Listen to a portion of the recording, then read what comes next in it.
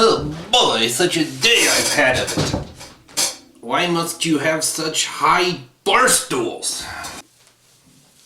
Tough day, huh? What can I get for you? Scotch? 9. Martini? 9. Beer? Now you see here, young man, my own sweet little mother said that garbage will turn you into an absolutely raving lunatic, an absolute moron, just like my father. So I tell you what you're going to get me, what we would drink when father's cough medicine ran out. Alright then, do you have the dirty drain pan? And you dump in about a quart of the motor oil used.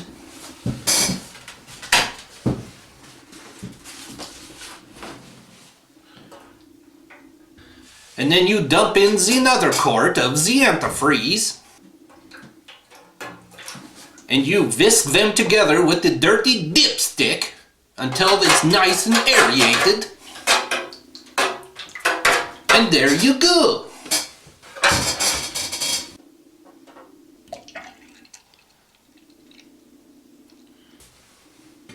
You forgot the garnish.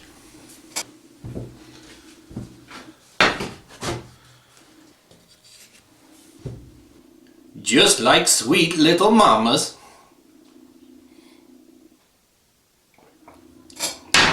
Oh, but that makes me sick. Where are you from, anyway? Sweden? 9. Norway? 9. Germany? 9. Holland? No. Paducah. Well, hello again, guys. Some of you may recall little Fergie here. This is the 1960s-ish Massey Ferguson 165. If you recall, I went down to the ranch, probably almost a year ago at this time, made a house call, got it running again. This winter, the owner went to, well, he wanted to blade his driveway, went to check the oil, full of water. Uh-oh, big problem. So I have been asked to look into that and see what it's going to take, what the problem is, what it's going to take to fix it, if it's even worth fixing. I mean, I think it's... Are you kidding me? It's worth fixing. But we got to figure out what the problem is and the cost. So the first thing I think I want to do is pull this bucket off of here. I don't have a proper A-frame, but I do have an 80-year-old homemade porch swing frame. I think I can just squeak that front end in here up to the point of the glass pack muffler anyway, and hopefully this thing will hold up the weight. We'll find out.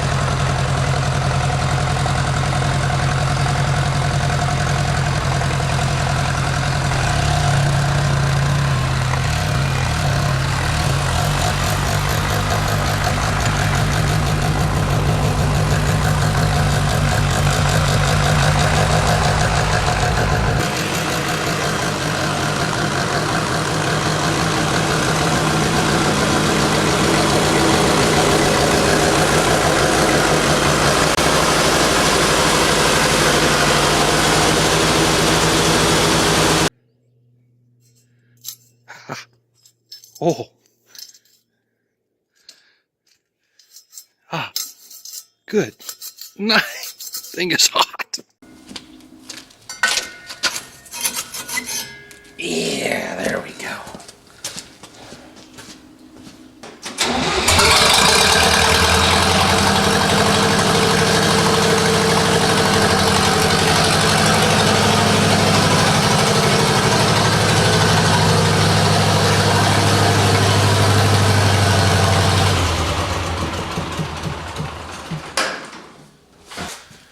Well, we got the old lady in here, and now I've got to fumble and bumble around figuring out how to take everything apart. The hood, the side panels, may even take that, well, I probably don't have to take that off, but, you know.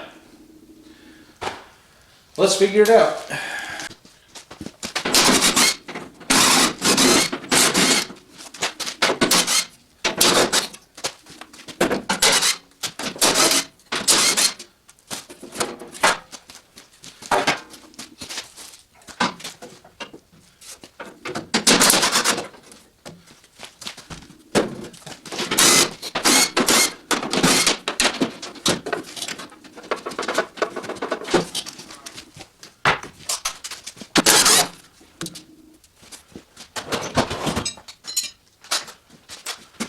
Oh, pardon me.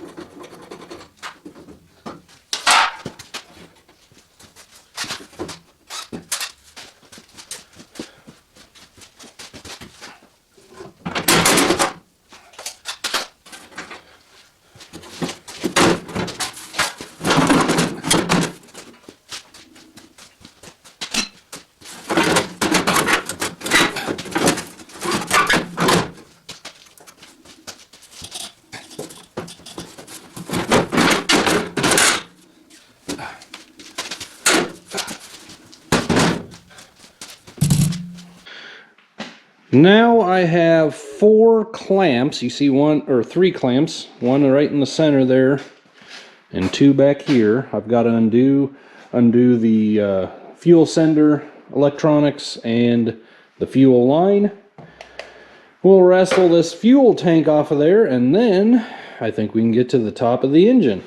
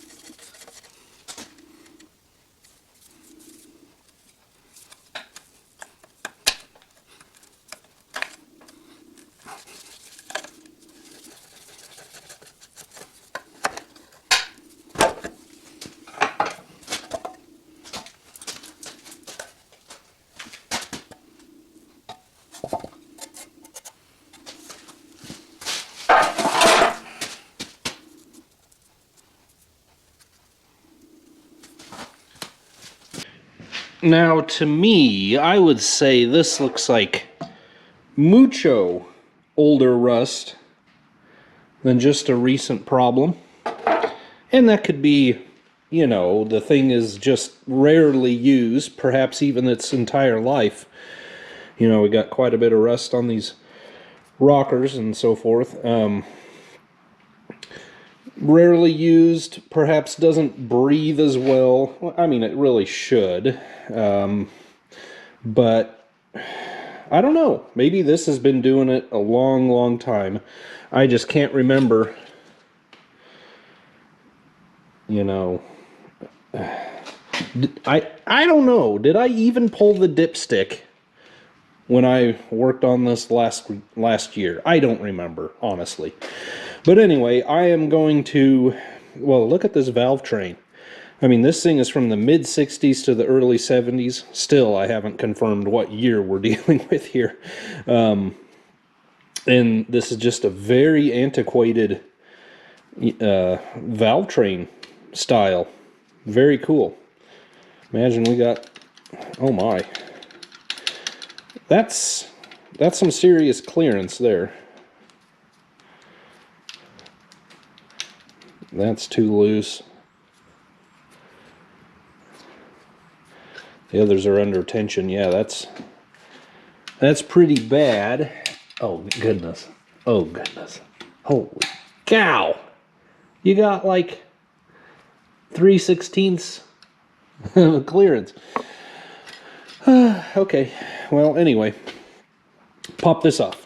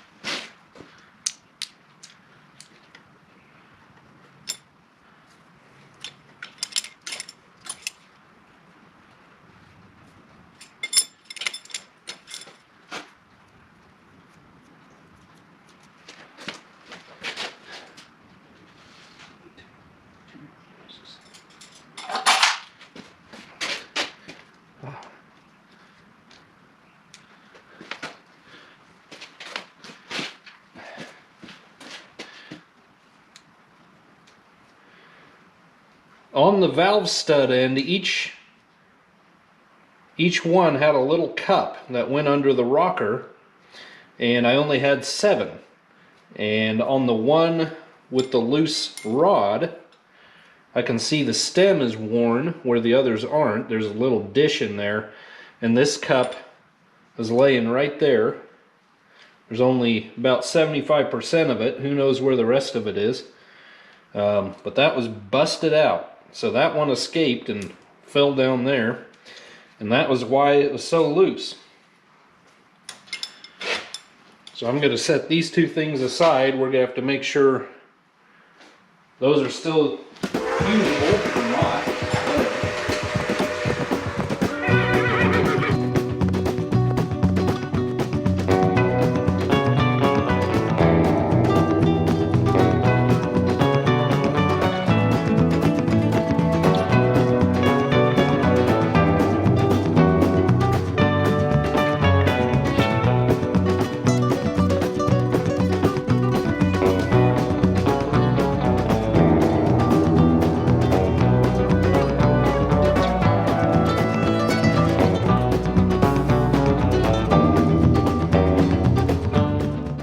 I don't know if I have ever worked on a cylinder head that was just loose. I'm guessing it has a copper gasket, and that might be one of the issues why it is the way it is. I'll pop this off.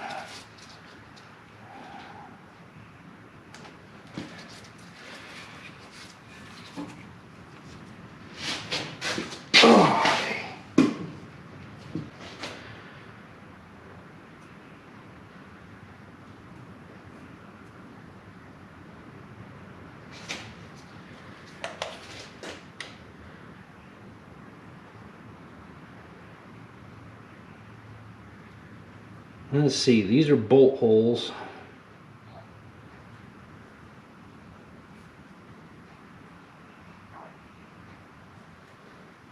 These are going to be oil return. I don't know about oil pressure. Look how clean these pistons are, especially the front ones. So here's a closer view of what we're looking at. You can see our pistons are kind of inconsistent. Number one being really clean, and they just get dirtier as we go farther back. This spot here has got motor oil from the oil return passage, at least what I'm calling the oil return passage. I still haven't figured out where oil pressure comes from.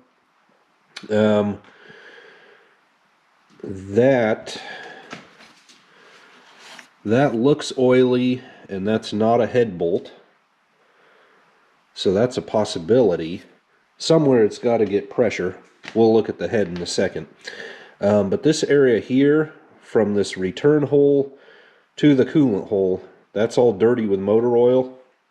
So that's a possibility. And we see that on the gasket itself, on both sides.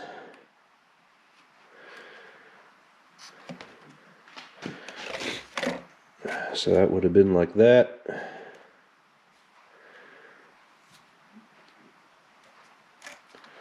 Very good possibility the gasket just gave up.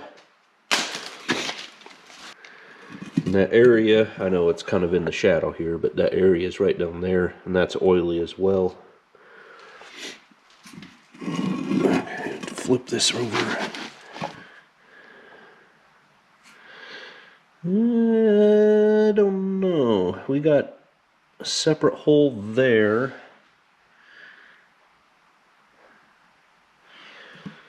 I bet you that's where the oil's going in. I don't know if it's connected to that hole. Somewhere the rockers are getting oil, and I bet you that could be it.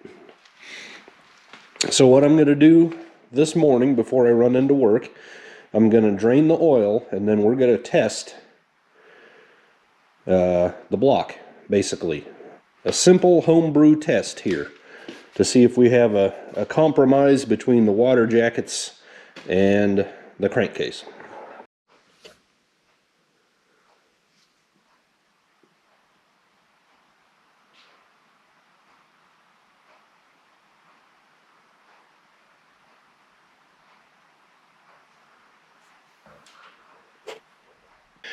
Okay, well, I wanted to get this whole thing done before I went into work today, but this is taking so long to drain that it won't really be helpful. So I guess I'll just let it drain this morning. Looking at the cylinder head, I thought I was onto a crack between the front two cylinders, but using a wire wheel on the drill there, I think I got it to go away. I'm really leaning towards, we just had old original gasket that was given out, but time will tell. No matter what I do, if the block seems to be fine, I'll still take this in, get it magnafluxed, get it cleaned up, so we can tell what's going on and see what the experts say. Obviously get a new gaskets. When I get back from work, I will do my test then. Alright, I took the time to pray as I do every morning in here, and in that time it's calmed down to just a little dribble, so I'm going to call that good. I turned up my radiator hose here. It's a little easier to get to than the cap, which is down in there. And I am just going to refill this cooling system enough that it will fill the block up and no more.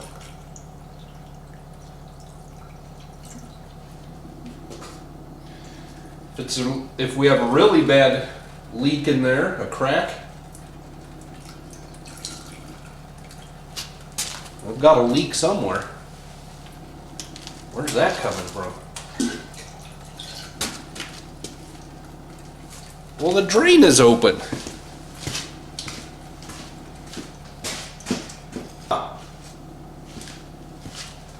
So did the guy drain it?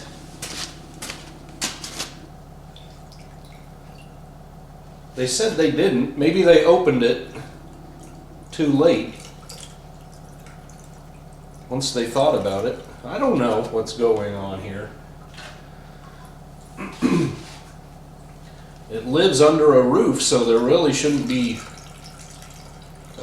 you know, with that exhaust pipe like it is, a good rainstorm can get water down the exhaust, but I don't see that happening where it sits.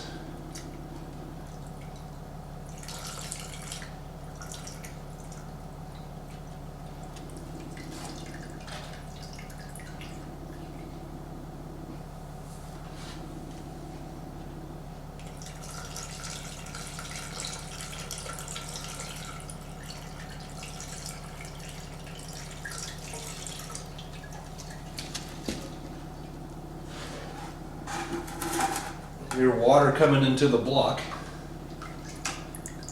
Just got to be careful not to go too high.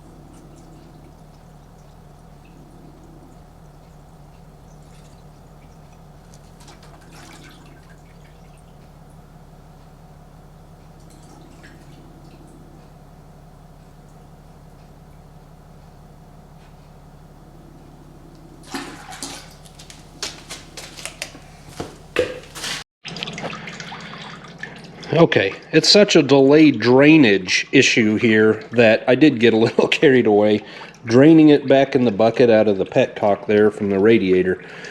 But you can see we got water on every jacket hole here. So basically I'm just going to leave it. Go around to the left side.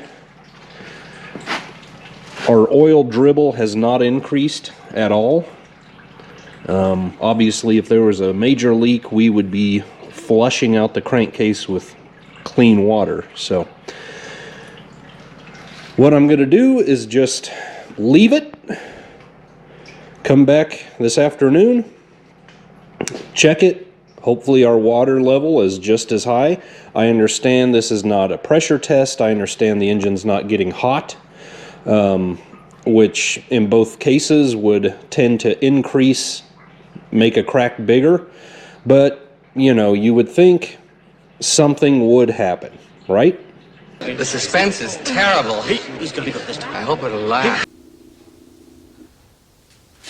So I ended up running to Wichita yesterday. It's otherwise known as Wichita, after a transmission for another project that you'll see.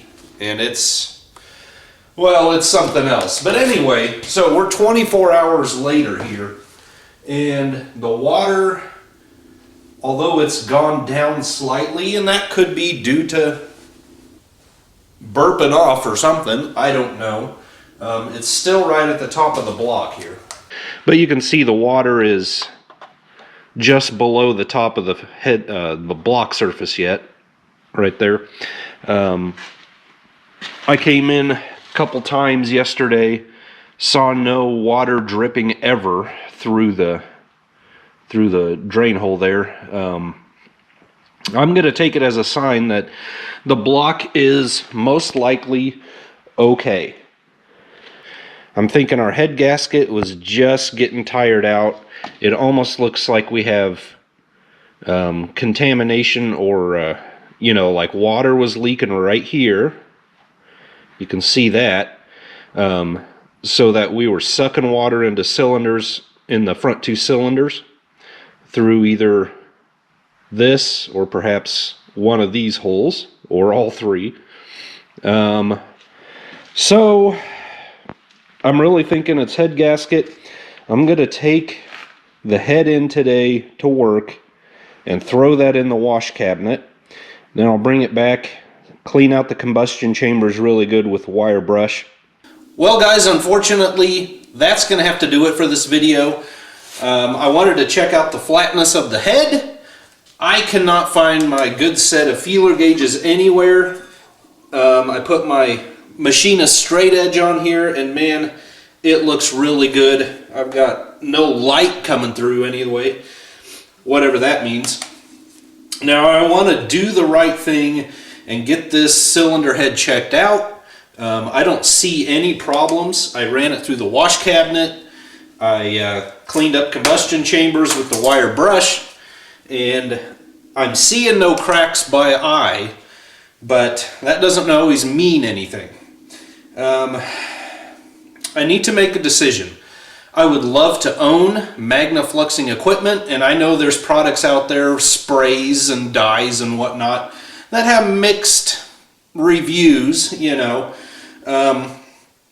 Or I just, you know, we just wait. We're at the mercy of a machine shop and their schedule.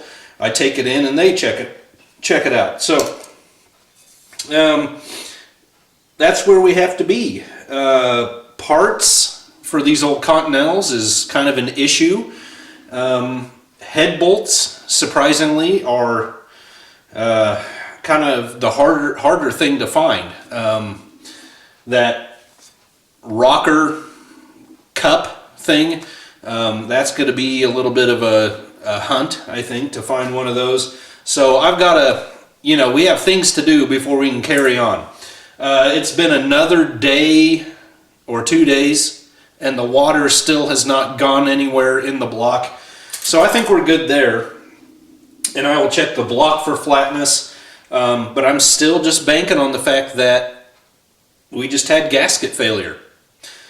Now I am beat. I spent all day, every spare moment I'm spending at that other shop. There's a car on the lift that's been marooned there for weeks, and it has taken, I'm trying to get that off of there. The El Camino's dead in the water because I need the lift to get under it, and just haven't been able to do it because of this project. It was a bit of a surprise. But that's coming. A video on that project is coming. Bit of an unusual one for us.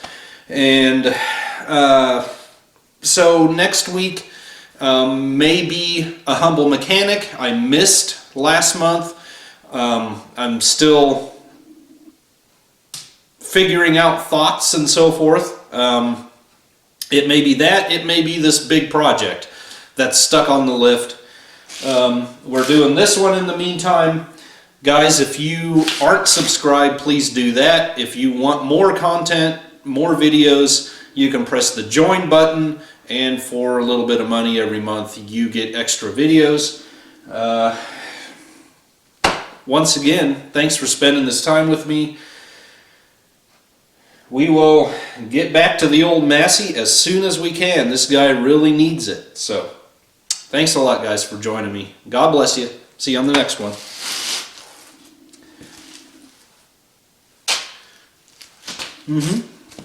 What a mess. Just like sweet little mamas.